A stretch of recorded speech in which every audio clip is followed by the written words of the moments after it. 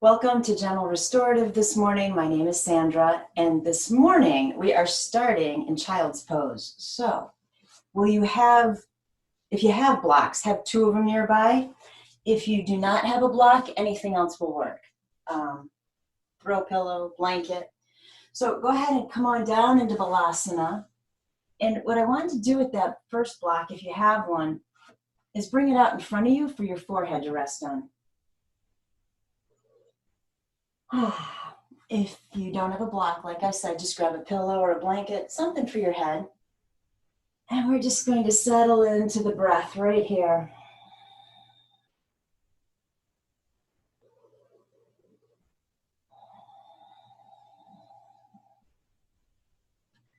And so what I like about having the block under the forehead in child's pose is that it makes me focus on Ajna, the third eye chakra, right? That center of intuition and, inner thought. And I kind of like that aspect of it because that's where your practice should be. I don't like having a block underneath my forehead because I find it uncomfortable. So it's kind of a catch-22. If you don't like the block there, think about why. If it's painful, remove it, get rid of it. If it's more it's just a little bit discomforting, I want you to take the focus to that third eye chakra. And let's go further within. Take a deep breath right here. Let it go.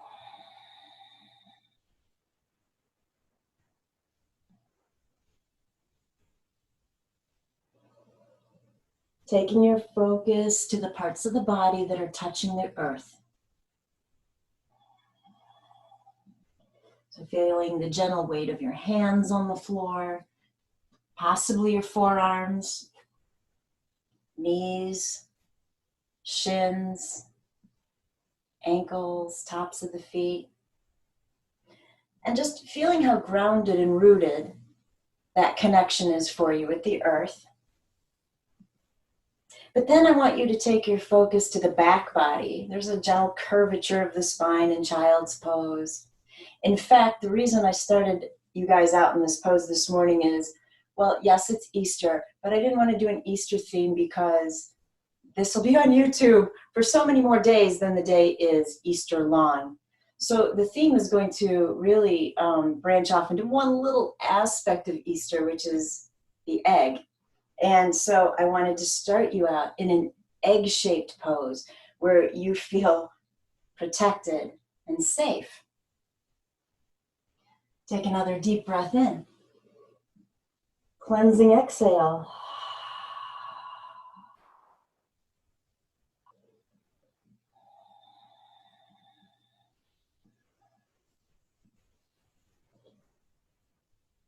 Just allowing the breath to be what it needs to be.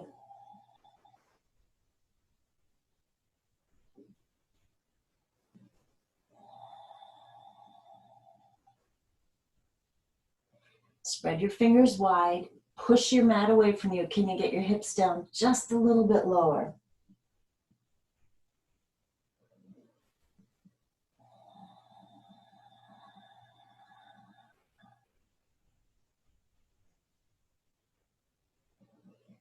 And then we're going to thread the needle while we're in child's pose. So I'm going to just lift my elbows up off the mat. That should give me enough space to get the left arm to thread underneath the right and reset my head on the block. Now, this is why I asked you to have a second block nearby if you have one. That might be too low for the head to go. And so we can add more props here so that that bottom shoulder has more space. And that's going to depend on how flexible that shoulder is too. So you decide what works for you. You don't have to use the block if you don't like it.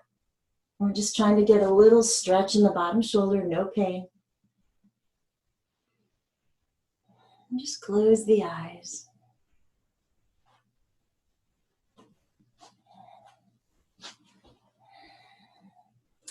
So, some of these themes, I do like to relate them into the yoga tradition. And so I wanted to start out with telling you that in the Chandogya Upanishad, it says that at first, there was nothing, referring to the world, there was nothing. And then this primal egg manifested, and it lay dormant for a year. After that year, the egg broke into two shells. One shell was silver and one was gold. And the silver shell became the earth, and the gold shell became the heavens. And then everything in the middle became that mid-region. The membrane of the egg became the mountains. And the viscous material of the egg became the mist and the clouds. And the veins inside the egg became the rivers, the fluid, the oceans. And of course, the yolk became the sun. And you can find egg symbolism in most cultures, many religions, many archaic texts. And we're going to talk about why that is in a second. But first, I want to switch you to the other side and thread the needle. So go ahead and slowly come back up. Replant that left hand. Thread the right arm underneath, and then decide how high you need this prop to be for your head, because the shoulder might be different. You never know.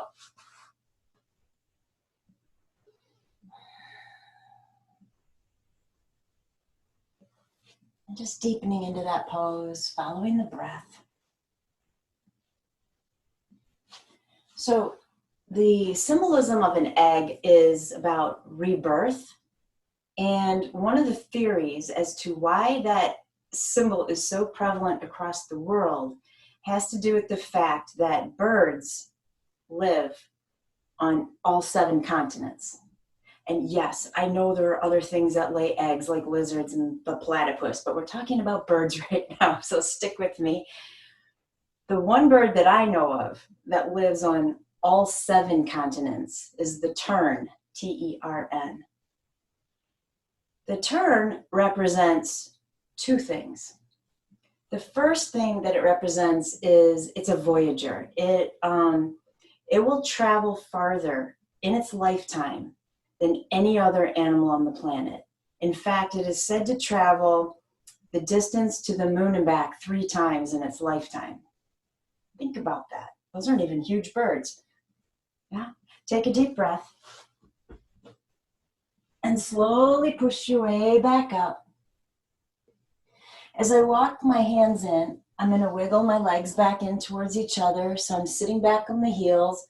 We're only here for a moment if this bothers your knees, but a moment is too long if it does hurt the knees. So just come on down. We're taking the hands behind us just for a moment. Bend into the elbows. Lift the heart. Take a huge breath here. This is option A. Option B, go ahead and lift the hips. One more deep breath. Slowly release the hips back down. Bring the upper body back to center, and then let's come down off the legs into Sukhasana or Siddhasana.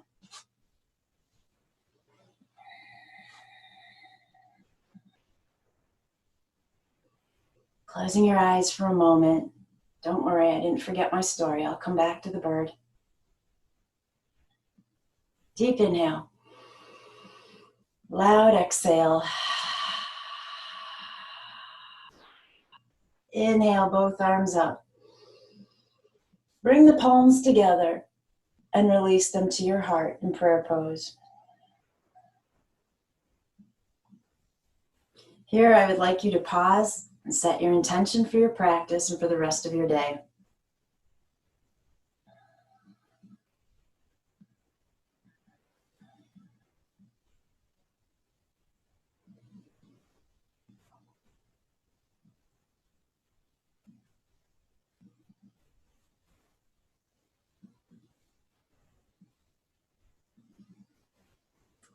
So with the hands at prayer pose, that's your inhale. Go ahead and interlace the fingers. Turn the palms in my direction. I'm assuming you're facing forward, your camera or TV. Palms pushing, round out the spine, drop the head.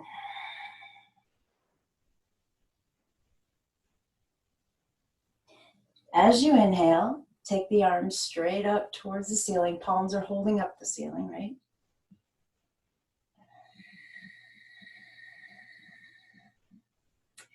And then turn the hands so the palms face down. We're going to link this all with the breath in just a moment. Let's just get the arm movements down. And then open the arms out from the sides, really reaching through the fingers. We'll find an exhale by bringing the elbows in towards each other, just slightly behind you so you feel the shoulder blades pulling in. And then back to prayer pose. Inhale here. Exhale, interlace the fingers, send the arms in my direction, round out the spine, drop the head. Inhale, sit up straight, take the hands straight up to hold the ceiling, drop the shoulders. Exhale, turn the hands, palms down. Inhale, arms reach wide. Exhale, pull the elbows in towards each other. Inhale, back to the heart. I'm going to slow this down just a little. We'll add in an extra breath. So inhale here and let it go. Inhale. Interlace the fingers. Exhale, hands forward, round the spine. Stay right here. Inhale and exhale. Inhale, arms straight up. Stay for the exhale. Inhale again. Exhale, turn the palms towards your head. Inhale. And exhale. Inhale, open the arms out wide. Exhale. Really reaching. Inhale again. Exhale, pull the elbows behind you. Stay for the inhale. Stay for the exhale. Inhale to prayer pose. Close your eyes.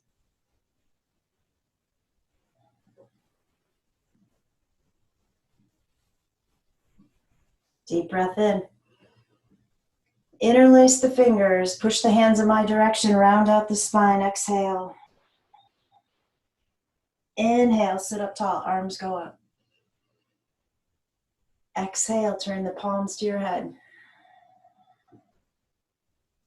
Inhale, reach the arms out wide.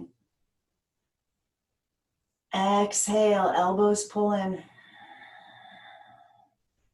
Inhale, hands to the heart. Close your eyes. I'm going through that one more time, adding the extra breath to slow it down. Inhale here. Let it go. Inhale. Exhale, interlace the fingers, push the palms forward, round it out. Hold it here for a breath.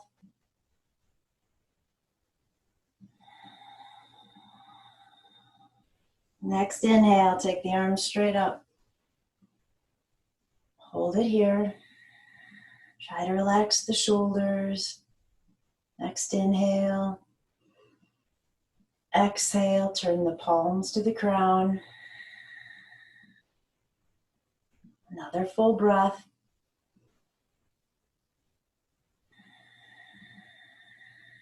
On your inhale, reach the arms out wide. Keep breathing. Inhale.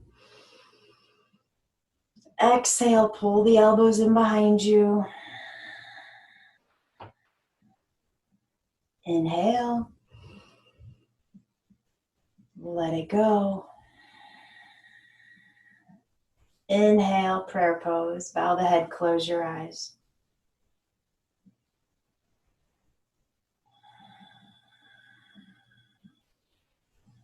Perfect. Release the arms. If your block is still on your mat, go ahead and move it aside for a moment. Come on down onto your back or hugging the knees in.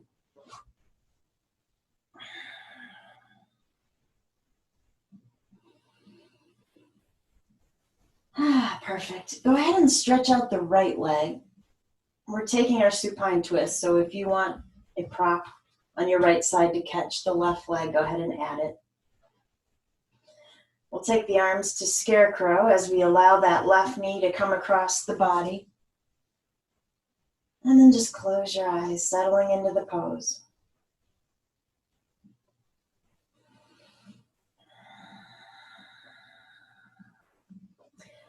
So while you're there, so I mentioned that the turn is really symbolic of two things. The first thing is what a great voyager it is, a great traveler. The second thing it represents is a safe return. And the reason why is because a tern will not fly across the ocean in the dark. And so sailors used to know that if they saw a tern flying by, that land had to be near. But when they migrate, they do travel across entire oceans. And so what I want to kind of tie into our theme this morning is that we are on a voyage of sorts. The definition of voyage is to travel a long ways, usually by sea or by space.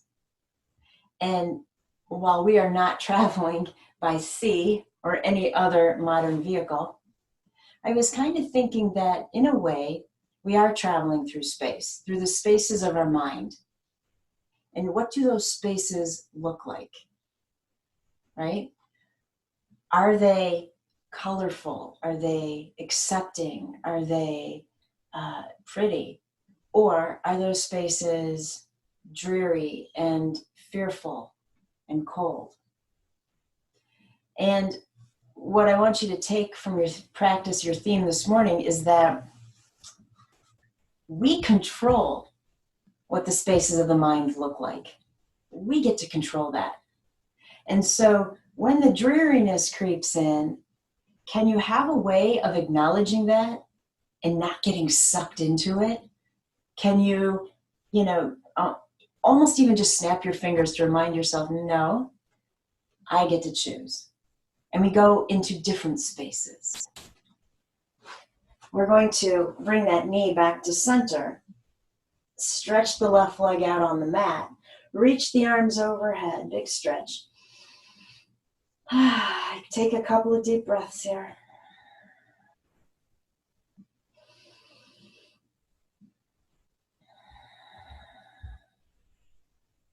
And then you'll bring the arms back down. Go ahead and hug the right knee in. And while you're there, if you want to prop on your other side, the left side, to catch the right leg, go ahead and move it. When you're ready, we'll take the arms back to scarecrow. Take your supine twist to the left. Close your eyes. So with your eyes closed, I want you to pay attention to where your thoughts go or what you even see behind your closed eyelids. We're creating a journey this morning, and we are creating it together with color and beauty. We want the spaces to be welcoming, nurturing. I would also encourage you to think about what it is you need from your practice. And so if it's not a word that I already mentioned, add that in, that's what you're going to find in those spaces this morning.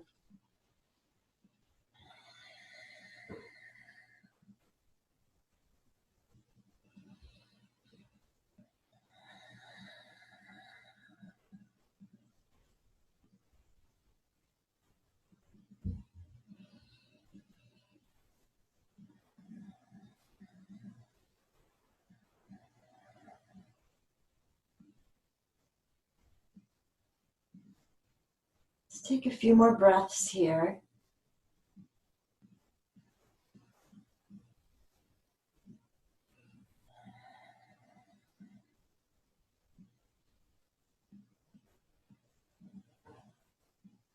And then go ahead and bring the right knee back to center. Stretch that leg out on the mat. Take the arms overhead. Big stretch. At least 3 breaths here.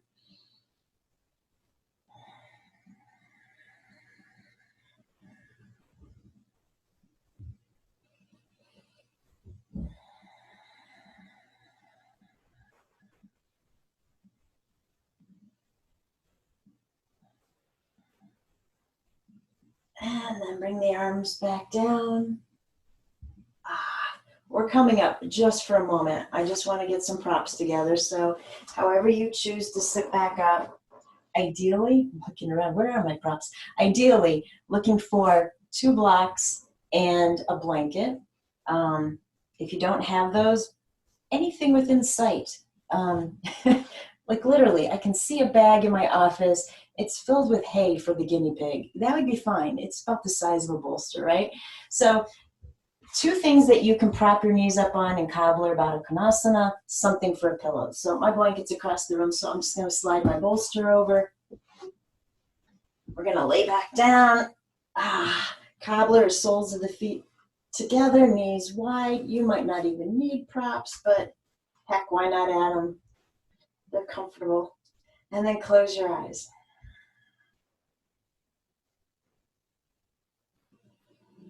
So I want you to, you know how we often do a body scan. What I want you to do right now is more of a mental, emotional scan.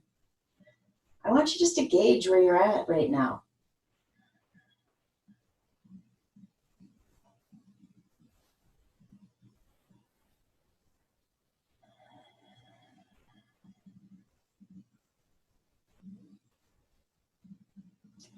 And then with this idea of traveling through the spaces in our mind, I kind of was envisioning almost like a path that ventures off in a variety of different directions. And in between the paths are these spaces. And I'm giving each space a different color. So it's really bright and cheerful in my mind as to what I'm envisioning. So if you are able to see colors with your eyes closed, can we add in, I don't know, maybe a violet and a yellow, pink, orange, green, light blue. Add in a favorite color I didn't mention. And just seeing how these paths separate each of the colors. The paths represent the so many different ways we can go on our journey through life. We have a lot of choices. And I want you to see this picture in your head as all choices, all paths are good. There is not a wrong way to turn. There are no roadblocks. There are no dead ends. Every turn you take just leads you to being surrounded by more beautiful colors.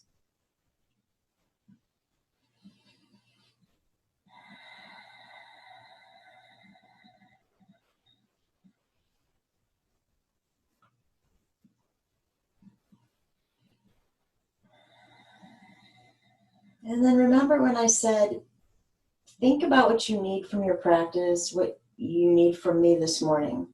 Maybe it was something I didn't say, like you need more patience or you need more peace. I mean, to me, peace is a blue color, right? Blue is usually associated with being very peaceful, tranquil. So if that's what you need this morning, perhaps you follow the path that stops right next to that blue space, right? Associate what you need with whatever color you feel it goes with, and allow yourself to meander over there.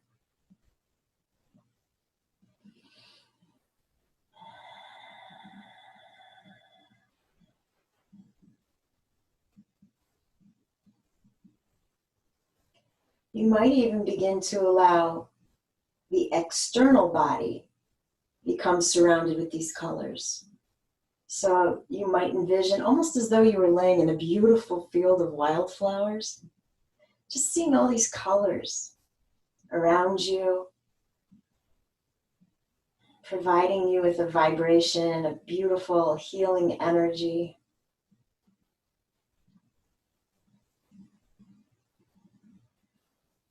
Notice which color you see more predominantly.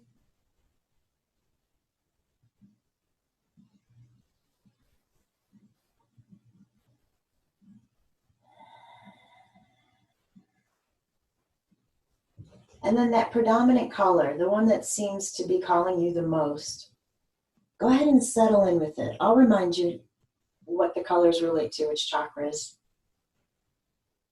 So if you are seeing any variation or hue of red or black, that's root chakra. If you're seeing orange, that's sacral, second chakra. Yellow, solar plexus. Pink or green is heart chakra. Blue would be throat. Indigo would be third eye. And then purples, violets, white will venture into the crown chakra. And so by knowing which chakra the color is associated with, you can kind of figure out what it really is that you need in your practice this morning. Does that make sense? For me, I'm really seeing this hot pink, and I don't associate hot pink with the heart chakra in my mind. It's more of a softer pink, but my interpretation of that might be the heart chakra yelling at me a little bit more vocally to just really pay attention to physical and emotional aspects of the heart space. Take a deep breath in. Let it go. Let's slowly pull the knees back up towards each other. Whatever you have underneath your head, will you go ahead and set it aside? And then hug the knees back in.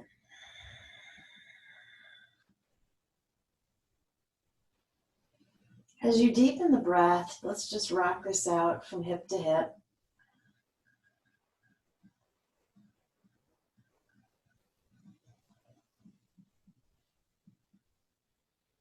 And then come back to stillness. Release the arms wherever they might fall, and then set the feet down. Stretch out one leg and then the other.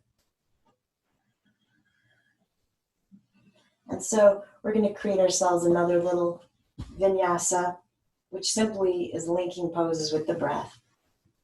So first, go ahead and pull that right knee in towards you. The arms aren't helping. The arms are relaxing. Just drawing that leg in. And then flex the right foot, send that leg up to the ceiling.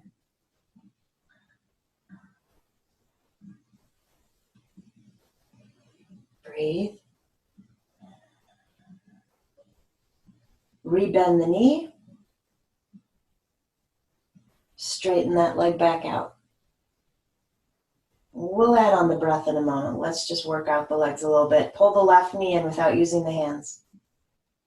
Of course, the caveat to that is when you go to flex that foot and you straighten that leg up to the ceiling, if you, if you really can't hold the leg there by itself, you can go ahead and interlace the fingers behind that thigh for a moment. We're just trying to loosen up, see where the hamstrings are this morning. Rebend the leg. Straighten it out on the mat. Just pause here for a second. All right, pull the right knee in. Stretch that leg up to the ceiling. So this time, as I bend that knee, instead of bringing it back in toward my ribs, I want to try and get 90 degrees with the knee so the shin is parallel to the earth. And then straighten the leg out on the mat. Draw the left knee in. Flex the foot, stretch that leg up to the ceiling. Bend the knee 90 degrees, take the shin parallel to the earth. Stretch the leg out. Inhale, right knee in. Exhale, stretch the right leg up to the ceiling. Inhale, bend the knee 90 degrees. Exhale, straighten it on the mat. Inhale, left knee in. Exhale, stretch the leg to the ceiling. Inhale, 90 degrees with the knee.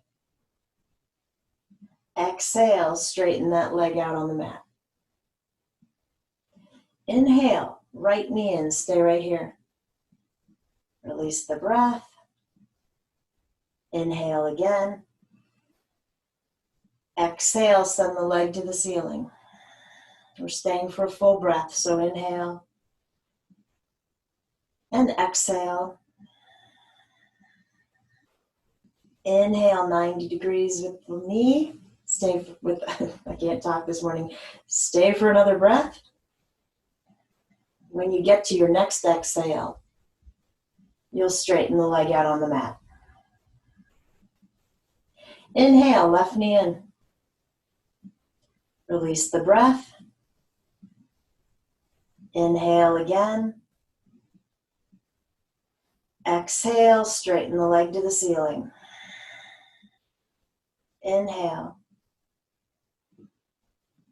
Exhale. Inhale, 90 degrees. Exhale. Another inhale. And that exhale will straighten the leg out on the mat. Close your eyes, relax the legs.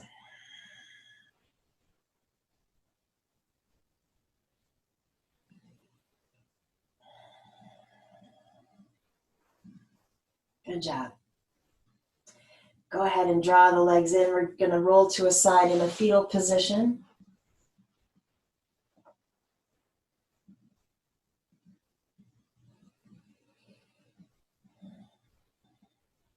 And then slowly make your way back up.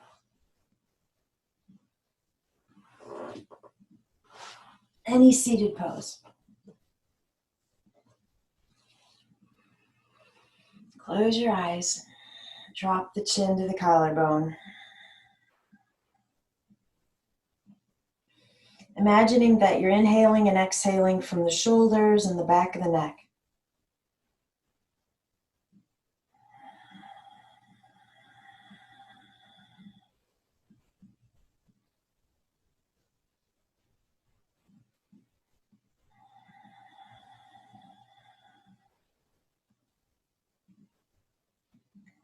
Find the colorful spaces in your mind.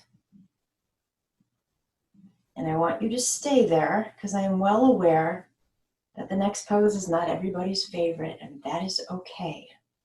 Bring the head back to center. Grab a prop. Probably not the bolster, but if that's all you have, it's fine. A block or your blanket.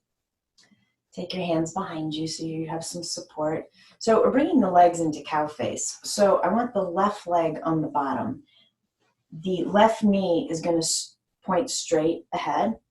I have the foot kind of tucked in by my right hip at the moment. The right leg is going to try to imitate that right up on top. So we're going to try to line up the knees, and then you can help your feet kind of widen out. Why this is not everybody's favorite pose is because a lot of knees and legs are not going to do this. They're going to look more like this, in which case, if you put a prop right there, you'll support the top leg. If this is just awful, don't do it. You can totally change this up. Why don't I suggest, if this is not working for you, let's take the right leg and just bring the foot in front of the bottom shin. Sound fair? Okay, because we're coming into a twist and it'll work both ways. So either way, sit up nice and tall, and you're smiling because you're happy about this pose or the one that you chose. You're in those colorful spaces. You're choosing the journey, right? Just because we don't like a pose doesn't mean the journey has to be dark and dreary. It's all good. Okay, if the legs are in cow face, I want you to take the left elbow to outside of that top knee. And so maybe you can start to see where this twist is going to come from. I'm going to straighten up my spine, push my elbow into that leg, and then, if I can, I'll add the right hand in prayer pose and start to pull back that right shoulder. if you have the right knee bent and it's in front of you, let's just grip that knee with the left elbow. Take the right hand behind you, sit up tall, and find that twist. Both are fabulous.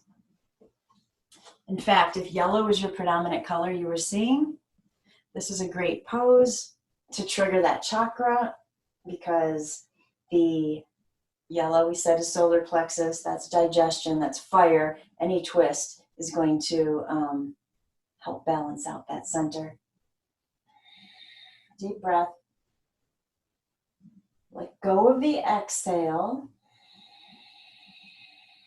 And then go ahead and unravel your twist. Perfect. If you're in cow face, why don't you pause here a moment. If you want to take a little fold, you should feel that. It should feel like a pigeon stretch.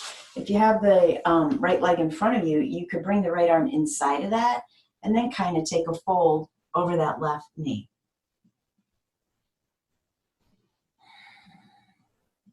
So see, we possibly all went off on different paths and none led to a dead end. Life is good. Come on back up.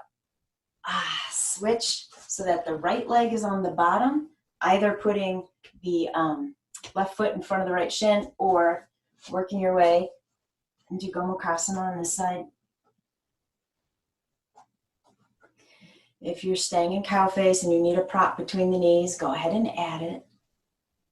And then if you have the leg in front, remember it's the right elbow that's gonna hook in front. If you're in cow face, right elbow to the outside of that top knee, sit up tall. We'll both find our twist, whichever pose you're in.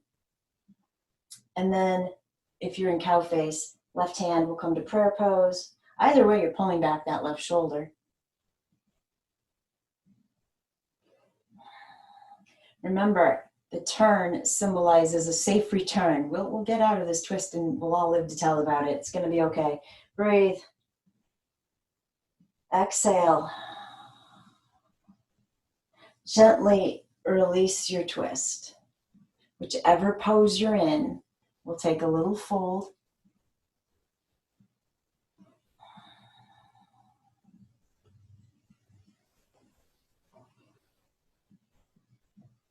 And then slowly, make your way back up. Untangle the legs.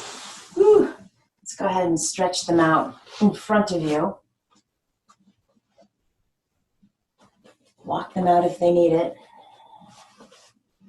And then let's take the arms up. Exhale, hinging forward into a fold.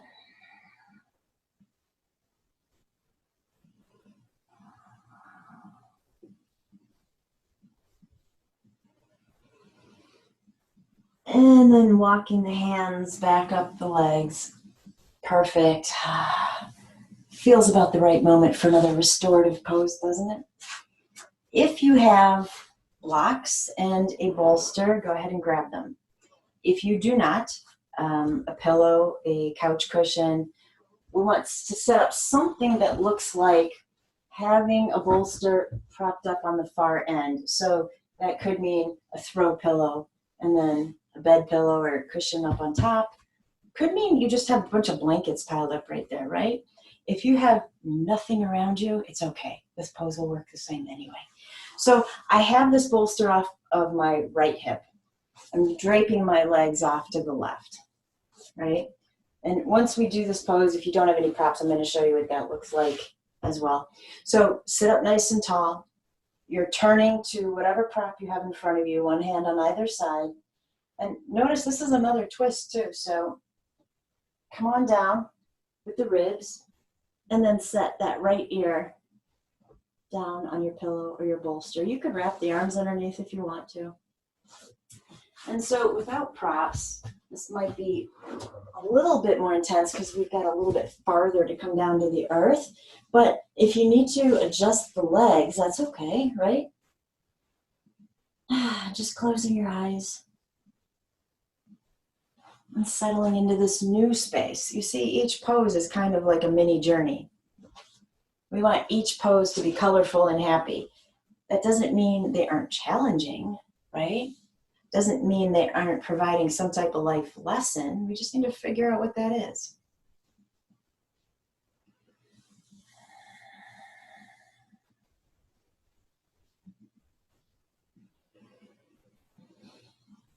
So while you relax there, you of course know that I have a Zen story for you that's going to somehow tie into this egg theme, right?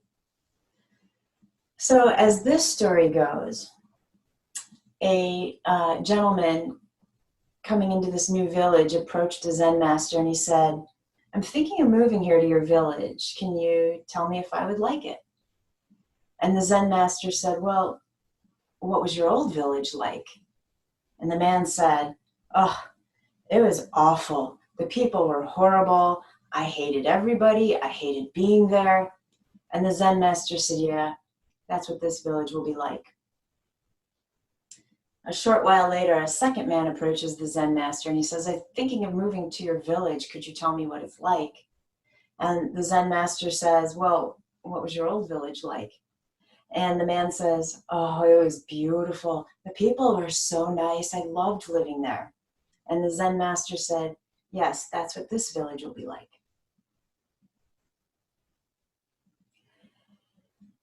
I'll give you the moral of that story when we switch sides.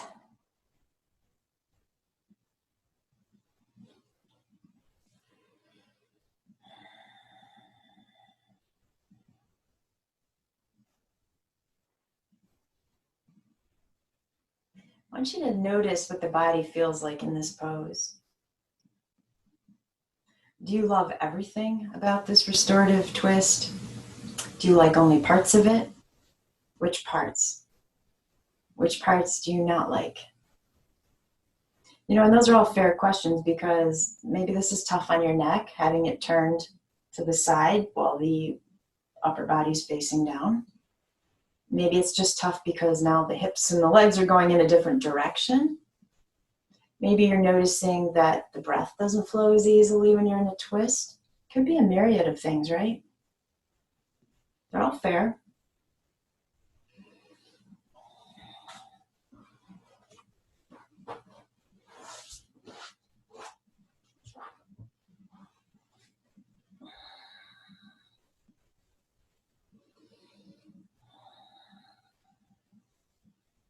So let's take another deep breath. Cleansing exhale.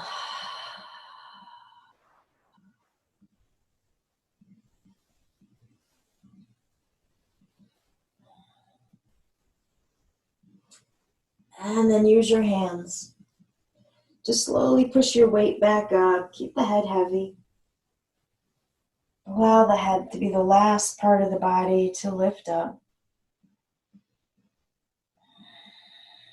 And then let's either move the props to the other side or you can turn around on your mat.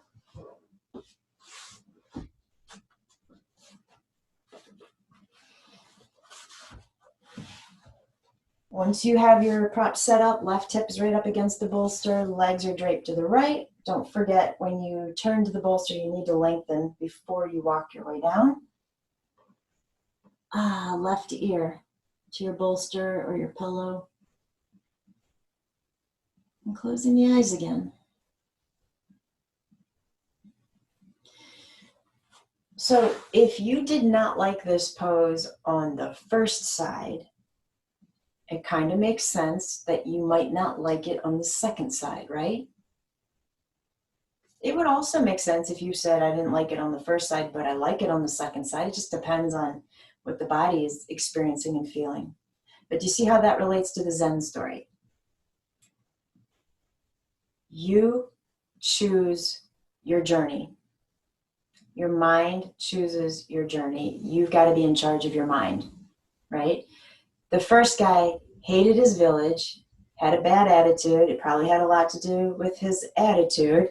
And so that's why the Zen master said, "You're not going to like this village. It's going to be exactly the same." We have to figure out what changes we need to make to alter what we don't like about our situation.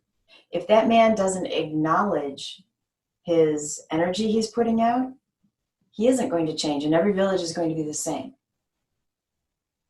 And so I'm not suggesting that you simply have to alter your mind in a yoga pose. If it's not right for you, it's not right for you, and your body will tell you that. But if it is your mind chatting with you about the yoga pose that it just wouldn't be your first option, then perhaps you need to reassess a little bit, because even the poses we don't like have lessons to teach us that have nothing to do with their physical nature on the mat. So that's why I kind of asked you to scan through your body, what you liked about the pose, what you didn't like about the pose. Is it the same on this side, right? And so if I'm down here and I'm thinking, well, I just don't like the pose because my top hip is really tight today, why do I have to leave the leg where it is? I don't. I could pull that knee in on top of the other one if I want, right? And so I want you to see how you're controlling the path. You decide which color in your mind you're going to go stand next to, right? The turn represents this beautiful voyage, and it's a long voyage, but it knows it's always going to come back safely. You know you're going to end up in Shavasana safely. It's just you choose your journey on and off the mat. Take a couple of deep breaths.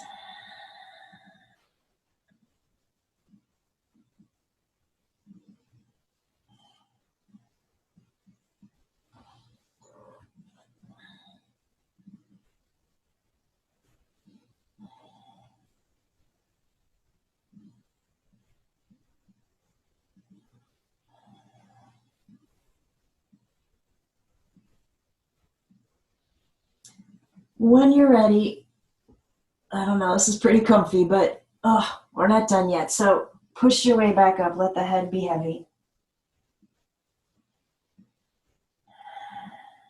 When you're sitting back up, you can bring the head to center. Strong breath in. Huge exhale. Perfect. So I want to set my bolster off to the side. If you have two blocks, they might come in handy for our next stretch. If you do not, don't worry about it. We'll figure it all out, right? Let's come on over into table.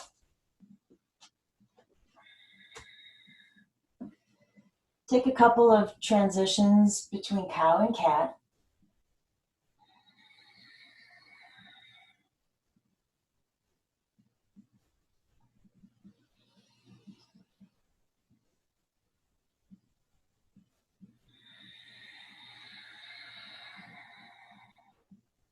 And then when you're ready, come back to a neutral spine. If you have blocks, let's go ahead and put them underneath the hands just to give us more space to work with underneath of us. But again, if you don't have anything, you don't need it. You could go higher. I just want you to be careful that you don't wobble and fall off the blocks. We're going to get the right leg to come forward, right? If it doesn't want to, go ahead and assist it. We're stretching it out in front of us. On the heel of that foot, flex the foot. Do a little adjusting. I need you to pull that right hip back. And if you're not sure if it moved back, go ahead and push it there. You'll feel the left hip move forward.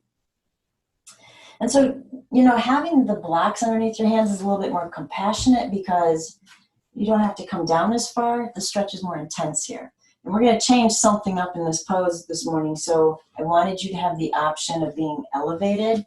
If you have nothing and this stretch is just way too much, you could bring a hand to a shin, but I want you to be really careful about pushing weight down on that leg. We don't want to lock the knee. You could come up onto your fingertips as well. So pulling that right hip back, breathe.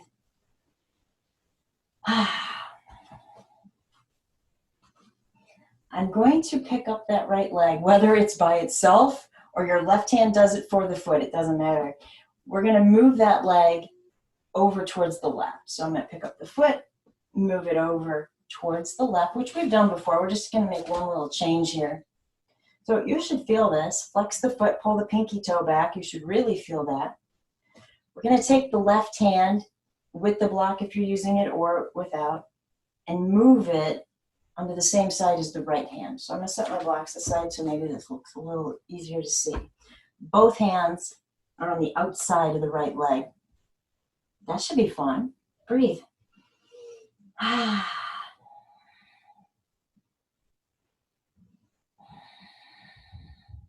No pain here. You make changes that you need to. You could always relax that foot a little bit if the stretch is too intense.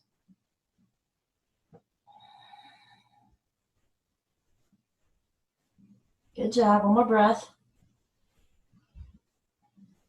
So I'm going to bring the left hand, take your block with you if you're using it, back to the other side.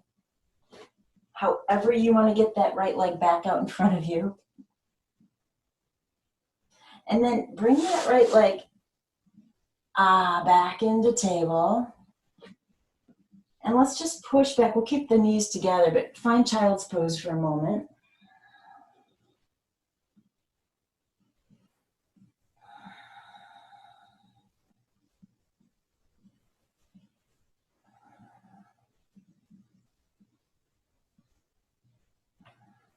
On your next inhale, slowly rise back up into table. Again, if you were using blocks and you enjoyed that, pull them back out underneath the hands. We need that left leg to come forward. You're on the heel of that left foot if that's okay with your body. Pull the left hip back. Feel that right hip move forward. Breathe.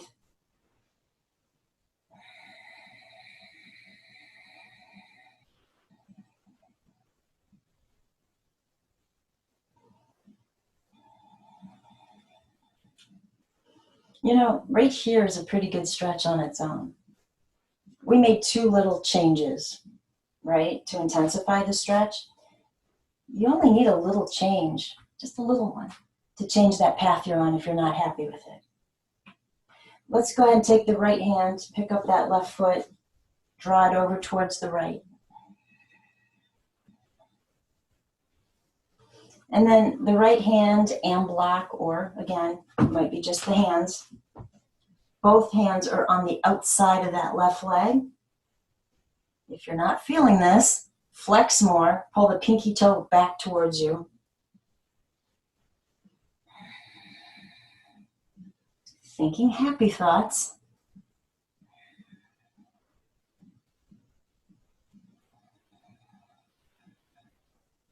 Couple more breaths. You got this. Shavasana's not that far off. Hang in there.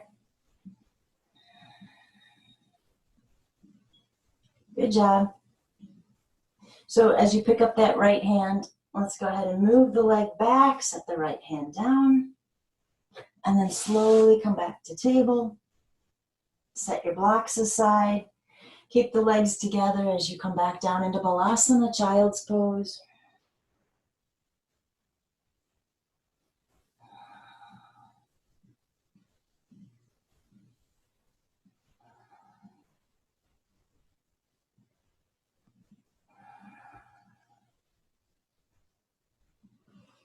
And then I'm just going to lift my gaze so I can see where I'm heading. I want to come all the way down onto my stomach. We're coming into Sphinx.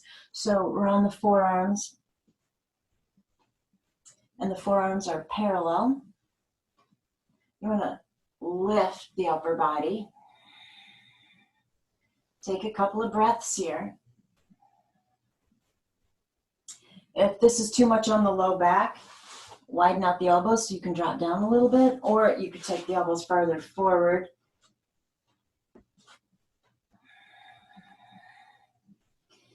Do pay attention to how the low back feels, because I want to add something on here. And if you're questioning Sphinx at this moment, I need you to really think about if you want to take option B.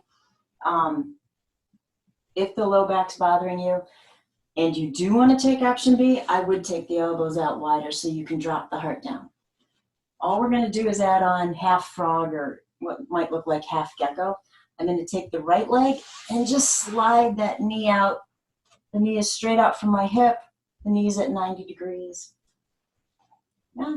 And so we're in Sphinx with a half frog or half gecko leg. Breathe. I still want you to keep the upper body lifting. We don't want to sink into Sphinx. And so, again, if you got here and this isn't comfortable, take the elbows out a little wider, settle the heart down. You could even take a prop and just kind of rest it on the chest if you need something to come down onto. Couple breaths here. We won't stay here long.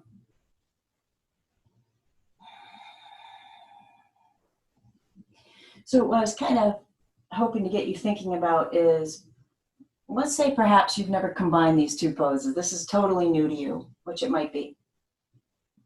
I want you to think about, again, the symbolism of an egg as being unhatched potential. You have a plethora of unhatched potential. We just have to, try a new path, mix a couple of the colors, try a new pose on the mat, right? Deep breath in. Big exhale. I want to slowly straighten out that right leg. Take it slowly so that the back isn't impacted there. And then when you're ready, take that left leg out to the side, half frog, or if you prefer to call it half gecko. Elbows are pushing the earth away, heart's lifting. Left hip is opening. Let's close your eyes here. What is your unhatched potential? What does it have to do with? Is it work? Is it a new idea you have, a project you've put off, a relationship? What is it? Because that unhatched potential combined with the symbolism of the turn means safe return. Take that voyage.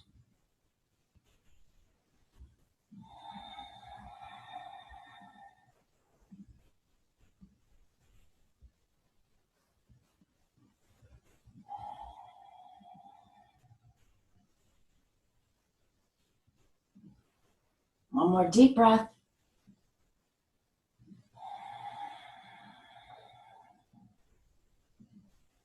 And then slowly straighten out that left leg. Come on down for a moment into reverse Shavasana.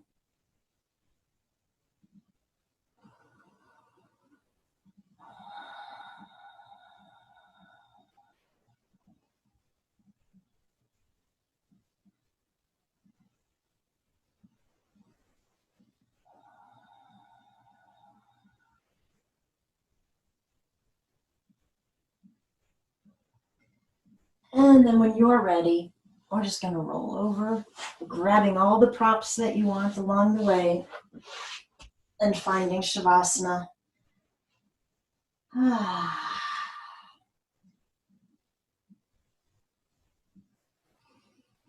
Take your time getting here. I know you're probably grabbing all these fabulous things, your blanket and your pillow and everything, and getting comfortable. Once you settle in and you close your eyes, I just want you to let the pathways in your mind disappear. And all those beautiful colors, start to let them mingle. Maybe they swirl. Just experience something new. And keep enjoying that vision until you hear my voice come back to get you.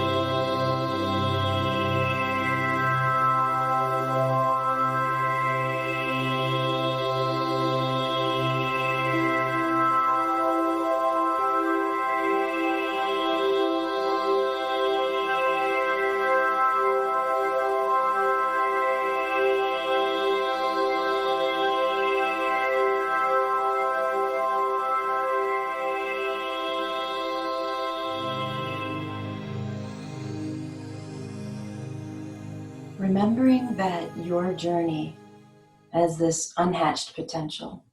There's one more thing I wanted to tell you about birds. They are messengers of spirit because they can fly between the heavens and the earth, that silver shell and the gold shell that we talked about. And so on your journey, just putting this out there to remind you that you can tap into unseen support, no matter what your belief system is. It could be as a prayer, it could be in spirit guides, it could simply be in this beautiful energy that connects us all. So just remembering to tap into that with positive wording as you continue on the journey you're creating. Take a deep breath in. Slowly let it go.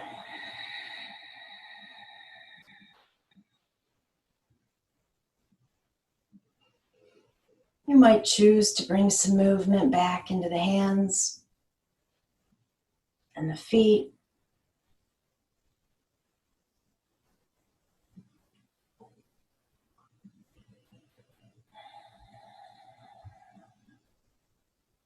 And then either stay as you are for a moment longer, or if you would prefer, go ahead and roll into a fetal position.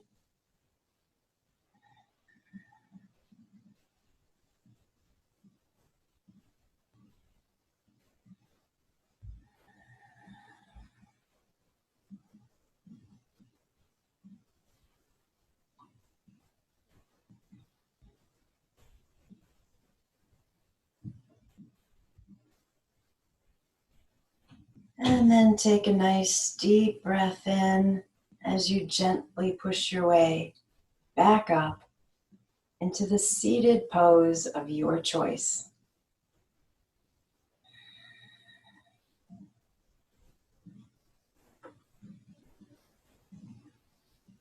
Strong inhale through the nose. Super loud exhale. Inhale, take the arms up above you. Bring the palms together and exhale them back home to your heart. The light in me bows to the light in you. And when I'm in that place in me and you're in that place in you, then we become one. Namaste.